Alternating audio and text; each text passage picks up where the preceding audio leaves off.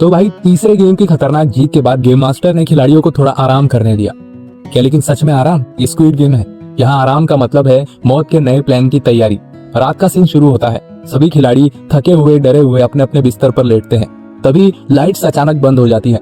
अंधेरे में सबकी सांसें तेज हो जाती हैं। तभी कुछ खिलाड़ी अपने बिस्तर से उठते हैं, लेकिन सोने के लिए नहीं, बल्कि खिलाड़ियों को खत्म करने के लिए। अंधेरे में खून बहने लगता है, चीखें गूंजती है। यहाँ कोई किसी का दोस्त नहीं। हर कोई जानता है कि कम खिलाड़ी बचेंगे तो इनामी रकम का हिस्सा बड़ा होगा। जीहुन की टीम को भी खतरा महसूस होता है। सैंगहू तुरंत प्लान बनाता है, अगर हमें बचना है तो हमें एक दूसरे का सहारा लेना होगा। सबको एक ग्रुप में रहना है। अली अपनी ताकत का इस्तेमाल कर कई हमलावरों को दूर फेंकता है। कैंग सिबियोक जो हमेशा शांत रहती है, डैगर निकालकर हमला करने वालों को रोकती है। रात एक वॉर जोन में बदल जाती है। जीहुन और उसकी टीम मिलकर इस खूनी रात में खुद को बचाने में कामयाब होते हैं, लेकिन सबकी आंखों में डर साफ दिखता है। अब ये खेल सिर्फ गेम नहीं, जिंदा रहने की लड़ाई है। अगला दिन चौथा गेम अनाउंस होता है, टग ऑफ वॉर यानी रस्साकसी। सबको 10-10 लोगों की टीम बनानी होती है, और ये रस्साकसी कोई मस्ती वाली नहीं बल्कि मौत की रस्साकसी है। रस्सी की दूसरी तरफ मौत की खाई है। अगर टीम हार गई तो सब सीधा खाई में गिरकर खत्म। जीहुन की टीम में एक बूढ़ा खिलाड़ी जिसका नाम ओहिल नाम है, जिसे देखकर लगता है कि वो खड़ा भी नहीं हो पाएगा। कैंग सिबियोक जो दिखने में कमजोर लगती है, और बाकी लोग भी ज्यादा तगड़े नहीं हैं। उधर दूसरी टीम में है पेशेवर पहलवानों जैसे माचो खिलाड़ी। खेल शुरू होता है। जैसे ही गार्ड्स सीटी बजाते हैं, सामने वाली टीम पूरी ताकत लगाकर रस्सी खींचती है। जीहुन की टीम खाई की तरफ खिसकने लगती है। सबकी सांसें अटक जाती हैं। जीहुन की टीम रस्साकसी में हारने की कगार पर थी। उनके सामने वाली टीम शारीरिक रूप से ज्यादा मजबूत थी, लेकिन तभी येल नाम ने एक ऐसा मास्टर स्ट्रोक दिया जिसने गेम का रुख बदल दिया।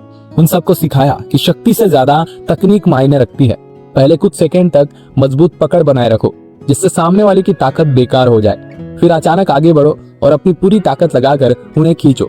सैंगहू ने इस ट्रिक में एक और दांव जोड़ दिया। एक साथ कदम आगे बढ़ाने का आदेश देकर उन्होंने सामने वाली टीम का बैलेंस बिगाड़ दिया। दूसरी टीम संभल नहीं पाई और रस्से से नीचे गिर गई। गिरने के साथ ही उनकी चीखें पूरे मैदान में गूंज उठी, लेकिन उनके गिरते ही बैकग्राउंड म्यूजिक बजने लगा। एक और टीम खत्म। जीहुन और उसके साथियों ने राहत की सांस ली, लेकिन उनके चेहरे पर खुशी नहीं थी। अब ये खेल सिर्फ जीतने का नहीं रहा, बल्कि हर पल मौत को मात देने का बन चुका था। इस बीच शो की एक सबसे डरावनी साइड स्टोरी भी चल रही थी। डॉक्टर ब्योंग जी, जो असल में एक प्लास्टिक सर्जन था, गार्ड्स के साथ मिलकर एक सीक्रेट ऑपरेशन चला रहा था। रात के समय जब बाकी खिलाड़ी सो रहे होते थे, डॉक्टर को सीक्रेट लैब में ले जाया जाता था। यहाँ मरे हुए खिलाड़ियों के किडनी, लीवर और कॉर्निया निकालकर ब्लैक मार्केट में बेचा जाता था। गार्ड्स उसे हर अगले गेम की जानकारी पहले से दे देते थे, ताकि वो सही टीम बना सके और खुद को बचा सके। वो एक डॉक्टर था, लेकिन यहाँ उसकी मेडिकल स्किल्स जिंदगी बचाने के लिए नहीं, बल्कि लाशों से अंग निकालने के लिए इस्तेमाल हो रही थी। ये काम अगर बाहर पकड़ा गया तो? एक गार्ड ने फुसफुसाकर पूछा।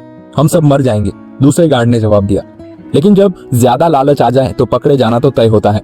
डॉक्टर ने जल्दबाजी में गार्ड से अगले गेम की डिटेल्स पूछी, लेकिन वो लोग पहले उसे ऑर्गन निकालने को कह रहे थे। गुस्से में आकर डॉक्टर ने गार्ड्स पर चिल्लाना शुरू कर दिया, मैं बिना जानकारी के कोई काम नहीं करूंगा।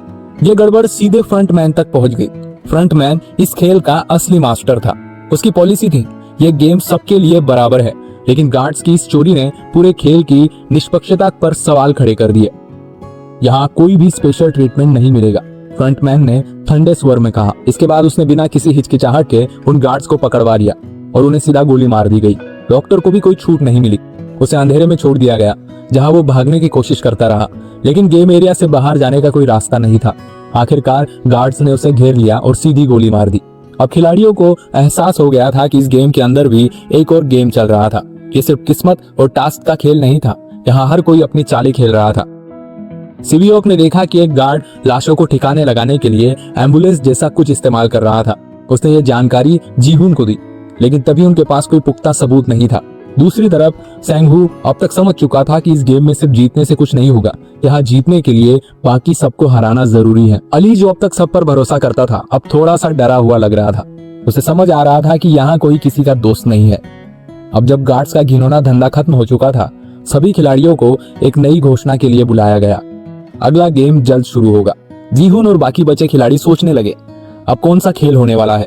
क्या सैंगहू फिर से अपनी चालाकी का इस्तेमाल करेगा? क्या सिबियोक को गार्ड्स के राज के बारे में कुछ और पता चलेगा? और सबसे बड़ा सवाल, इस गेम का असली मकसद क्या है? आगे की कहानी और भी खतरनाक होने वाली है।